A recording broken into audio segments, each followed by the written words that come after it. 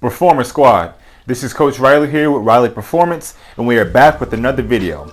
Now, today's topic, we're going to be doing 5 lessons I've learned from becoming a personal trainer. Now, the reason why I want to do this video is because if you guys haven't already checked out my previous video talking about my NCSF testimonial, how I got my personal training certifications, I've gotten a lot of questions on what was the hardest part of the test, what type of training styles do you use, what lessons have you learned along the way. So I want to dedicate this video to these 5 specific lessons I've learned while being a personal trainer. Coming up. So lesson number one, whenever you are dealing with a new client, based on whatever their vision or their goal is, you want to make sure you write out a plan. Write out a plan for how you're gonna do your training style, what equipment you're gonna be using based on the setting or the location where you're gonna have your training session. Know the location. Know if you're going to a park, know that there's benches over there where you can have them do exercises that way. If you're training in a gym, make sure you have all your stations available that you wanna use. Or if you're doing a home workout, make sure that you have all of your equipment available and ready to go.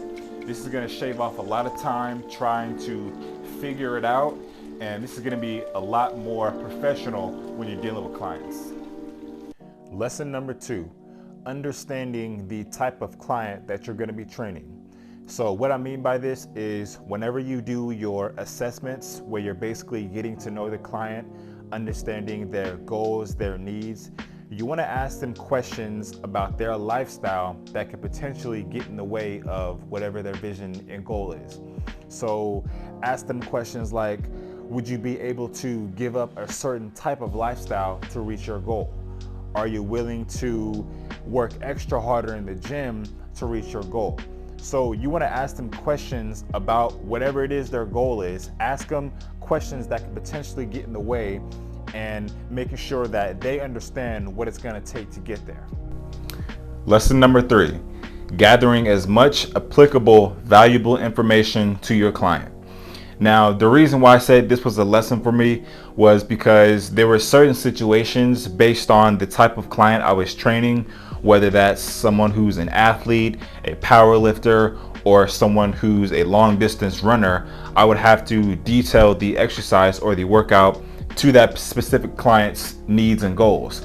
So that means doing more research on a training style that I'm not too familiar with or have a lot of knowledge in.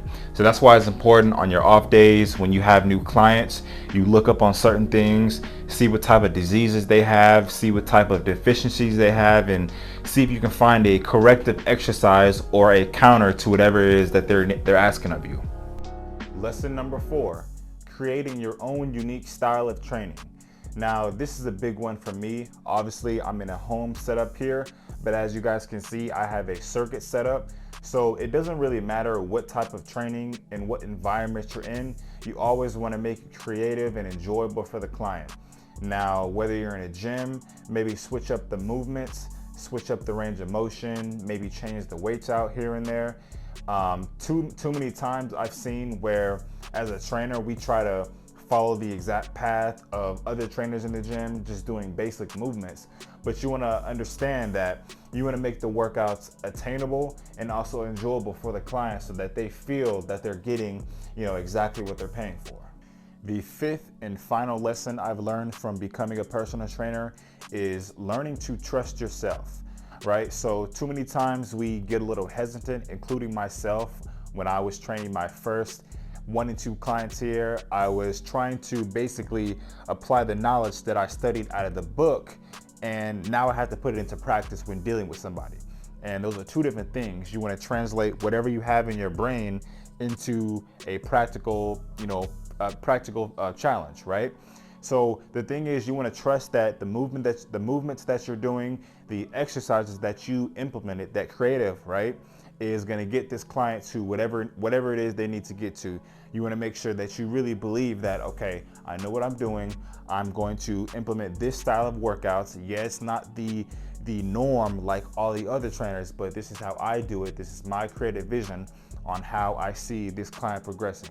So you always want to trust yourself as a trainer. So that is the 5 lessons I've learned from becoming a personal trainer. I hope these lessons and tips have helped you future trainers out there and your lifestyles and however you train. Just remember to always trust yourself as a trainer and just make sure you follow these tips and implement it however you like.